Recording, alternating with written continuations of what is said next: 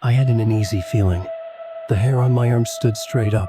I would regret ignoring the sense of danger. I had a friend who was quite popular and had friends over quite often. One day, my friend asked me to go to the basement with him and another friend. I knew something was wrong, and I felt like I shouldn't go, but I didn't want to look like a buzzkill and just discarded it as irrational. I asked another friend if he wanted to go with us. He said no, and that he has a bad feeling about going down there. So he advised us not to go as well.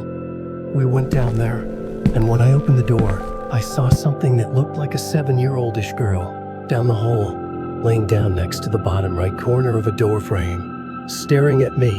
Her skin was whiter than a sheet of paper. She wore a night robe. She had long black hair, but the scariest part was her face. It looked normal, but she had the huge holes instead of eyes. They went inside of her skull. It felt like she looked inside my soul. I can't explain that feeling, and by this point, I was paralyzed with fear. I couldn't move. My friends were also in the room by now, and this whole moment like a few seconds. Then right in front of me, she disappears, and all 3 of my friends see a shadow move across the wall. Then I remember my friends yelling with fear, and that's when I snapped out of my fear and ran up the stairs with them. When we got back upstairs, we talked about what we saw.